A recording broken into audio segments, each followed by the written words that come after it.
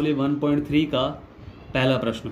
इससे पहले हमने प्रश्नावली 1.1 और प्रश्नावली 1.2 के सभी प्रश्नों को सॉल्व कर लिया है और हमने उसमें सीखा। सबसे पहले प्रश्नावली 1.1 में हमने देखा कि यूक्लिड विधि किसे कहते हैं और उसके बारे में हमने पूरी जानकारी ली कि उसमें भाज्य, भाजक, भागफल ये सब क्या होते हैं। उसके बाद हमने प्रश्नावली 1.2 में अभाज्य गुणनखंडों के बारे में जाना और उनके द्वारा एलसीएम और एचसीएफ कैसे ज्ञात करते हैं वो भी हमने सीखा। जिन्होंने नहीं देखी है वो वीडियो अभी हमारी प्लेलिस्ट से उस वीडियो को जाकर देख सकते हैं बिल्कुल।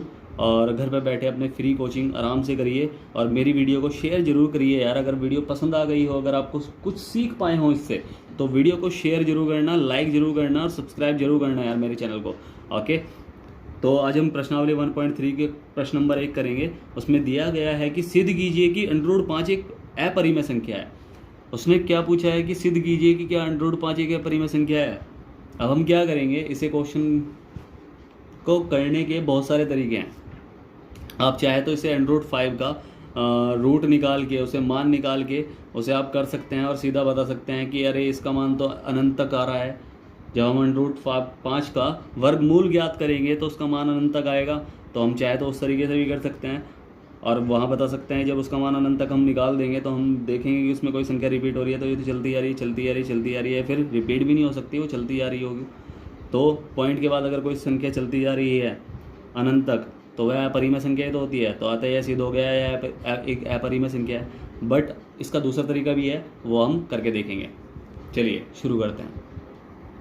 तो सबसे पहले हम उत्तर नंबर 1, प्रश्नावली आपको पता ही है 1.3, क्लियर। तो हम सबसे पहले इस क्वेश्चन को करने से पहले थोड़ी सी बात कर लेंगे। कैसे कि जैसे इसने दिया है कि सिद्ध कीजिए कि √5 एक परिमेय संख्या है। अब जैसे आपसे कोई कहता है कि आज स्कूल खुला है, तो आप कहोगे उसे नहीं यार आज तो स्कूल बंद है। वो फिर भी आपसे कहेगा अरे स्कूल खुला है, वो पीछे नहीं हट रहा, आप भी कहोगे स्कूल बंद है। वो फिर कहेगा अब स्कूल खुला है, तो हम क्या कहेंगे, चलो ठीक है आपकी बात मान ली, स्कूल खुला है। तो ऐसे ही ये कह रहा है कि √3 सिद्ध कीजिएगा या परिमेय संख्या है। या फिर वो स्कूल वाला आपसे कहेगा सिद्ध करो आज स्कूल बंद है, तो आप कहेंगे भाई हमने तेरी बात मान ली कि स्कूल खुला है, क्लियर है। तो ऐसे ही हम इस क्वेश्चन को करेंगे। हमने क्या करा, इसने कहा है कि √5 एक परिमेय संख्या है, सिद्ध करो। हमने माना कि √5 एक परिमेय संख्या है। हमने आपकी बात मान ली कि √5 एक परिमेय संख्या है। अगर वो परिमेय संख्या है तो इसे √5 को हम किस रूप में भी लिख सकते हैं, P/Q के रूप में। अब P/Q के रूप में कैसे लिख सकते हैं, जहां P तथा Q एक पूर्णांक है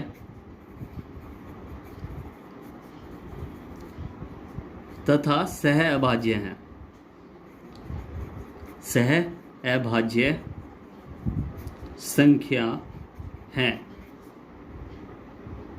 और जहां Q बराबर नहीं है 0 के। ये तो परिमेय संख्या है। परिमेय संख्याओं से रिलेटेड मैंने एक वीडियो बनाई हुई है, अगर आपने उस वीडियो को नहीं देखा है तो वीडियो को जाकर देख लें। इससे पहले के सभी क्वेश्चन भी मेरी प्लेलिस्ट में पड़े हैं, तो आप वहाँ भी देख सकते हैं उस क्वेश्चन को, ठीक है।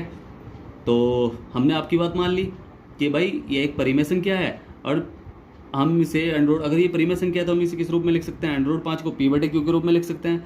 और P/Q का हिसाब क्या है परिमेय संख्या का, कि जहां P और Q एक पूर्णांक है और वो Q जो होता है यानी हर जो होता है वो 0 नहीं होता, ठीक है। अंश और हर एक पूर्णांक है और हर जो है वो 0 नहीं होता और वे सहभाज्य संख्या है, यानी किसी से नहीं कट रही है, सिर्फ खुद से कट रही है, ठीक है। तो वे क्या होगा, अब इसके रूट को हम गायब कर लेंगे कि दोनों ओर का वर्ग करने पर, दोनों ओर का वर्ग करेंगे तो √5, ठीक है, √5 का स्क्वायर बराबर P/Q का स्क्वायर, क्लियर।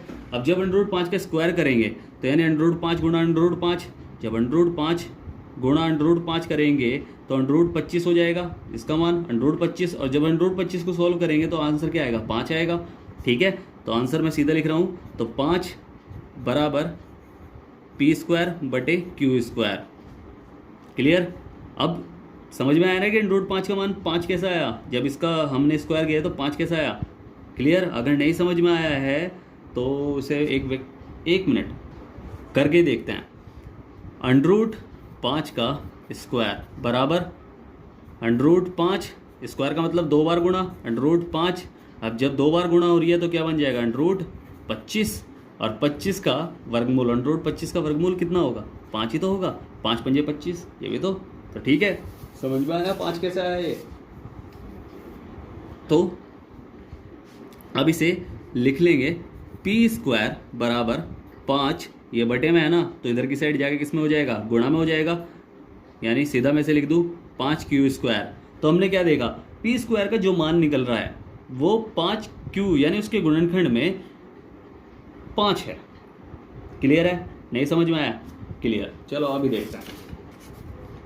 उसने कहा है कि अगर पी स्क्वायर का मान आपका 45 है, मान लो क्यू स्क्वायर हमारा 9 था, ठीक है, और ये 5 है।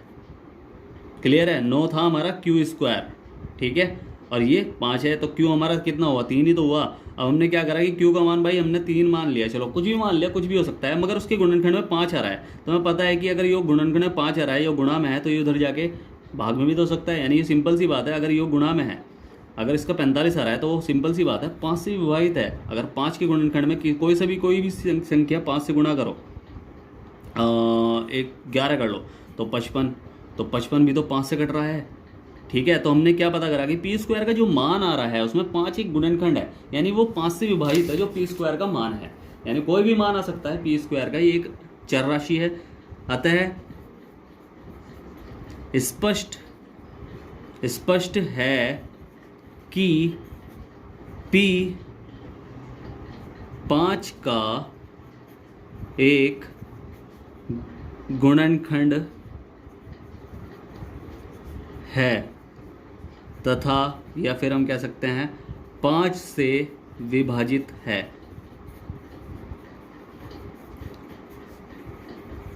क्लियर, अब ये 5 से विभाजित है, अतः माना P बराबर 5C, ठीक है।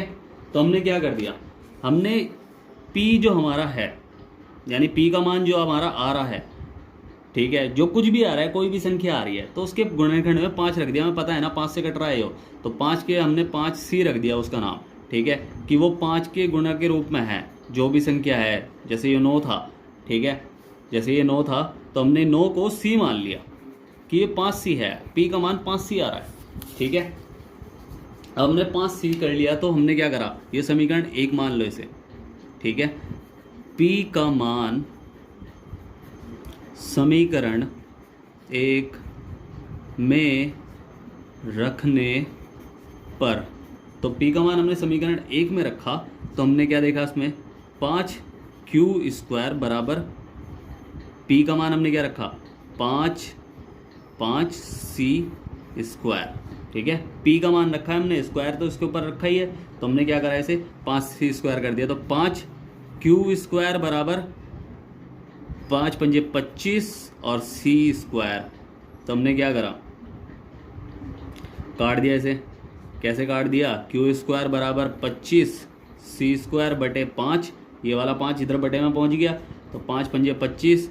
तो हमने क्या देखा, Q स्क्वायर भी 5C स्क्वायर, यानी हमने क्या देखा इसमें कि Q स्क्वायर का भी गुणनखंड 5 बन रहा है, यानी वो भी 5 से कट रहा है।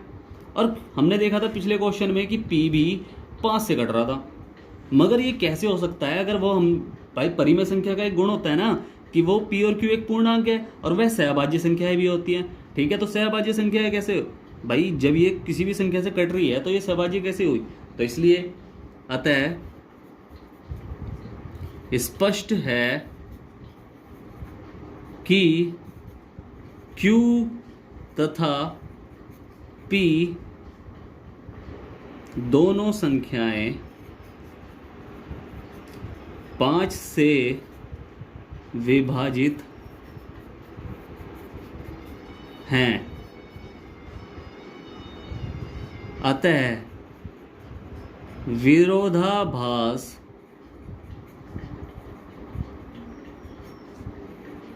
के कारण हमें ऐसा प्रतीत होता है कि ये सह अभाज्य हैं, अतः √5 एक अपरिमेय संख्या है। क्लियर? समझ में आया? एक बार रिवीजन कर लेते हैं फटाफट इसका। उसने कहा था कि सिद्ध कीजिए कि √5 एक अपरिमेय संख्या है। हमने क्या कहा कि आपकी बात बड़ी है, आप हमें सिद्ध करने के लिए कह रहे, हमने आपकी बात बड़ी मान ली है कि √5 एक परिमेय संख्या है। तो √5 अगर एक परिमेय संख्या है तो उसे p/q के रूप में भी लिख सकते हैं। अगर p/q के रूप में लिख सकते हैं तो हमें पता है कि p/q के रूप में परिमेय संख्या लिखी जाती है, और उसका एक नियम होता है कि जहाँ p और q एक पूर्णांक है तथा सहभाज्य संख्या है और q जो है वो बराबर नहीं है 0 के। ठीक है, तो दोनों ओर का वर्क करने पर हमने इसका रूट हटाया, तो हमने क्या करा, दोनों ओर का वर्क कर दिया।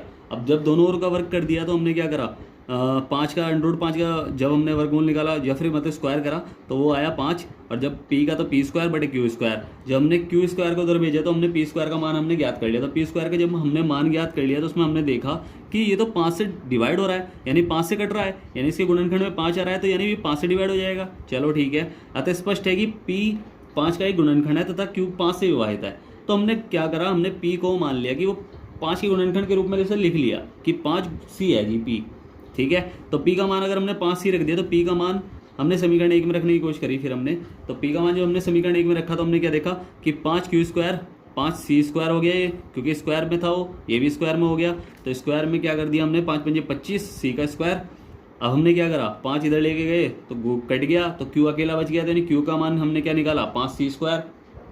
हमने देखा कि यार वो भी 5 से कट रहा था, अब ये भी 5 से कट रहा है, यानी p का मान भी 5 से कट रहा है, q का मान भी 5 से कट रहा है। तो मगर ये तो हमने माना था सहभाज्य संख्या है, मगर सहभाज्य संख्या है तो 5 किस संख्या से नहीं कट सकती, वो तो सिर्फ 1 से कट सकती है और किसी से कट ही नहीं सकती। तो ये कैसे हो गया, तो अतः स्पष्ट है कि p और q एक 5 से विभाजित है, अतः विरोधाभास के कारण हमें ऐसा प्रतीत होता है कि यह सहभाज्य संख्या है, अतः √5 एक अपरिमेय संख्या है। क्लियर है? समझ में आ गया? यही समझ में आना चाहिए। ठीक है, नहीं समझ में आया तो मुझसे कांटेक्ट करो, मैंने डिस्क्रिप्शन बॉक्स में अपनी लिंक दी हुई है, और एक क्वेश्चन मैं करने के लिए दे रहा हूँ, सेम इसी तरह होगा, और प्रैक्टिस करना, बोर्ड में कोई सा भी क्वेश्चन आ सकता है, तो इसलिए मैंने यही क्वेश्चन दिया है। क्लियर? तो लाइक करो, समझ में आया, हल्का सा भी समझ में आया तो लाइक करो, वीडियो को शेयर करो, और मेरी वीडियो को और मेरे चैनल को सब्सक्राइब करो, अपने दोस्तों तक पहुँचाओ, और उन्हें बताओ कि अब इसी क्लास स्टार्ट है। और तब तक हम फिर मिलेंगे अगली वीडियो में, तब तक के लिए bye bye, tata, see you.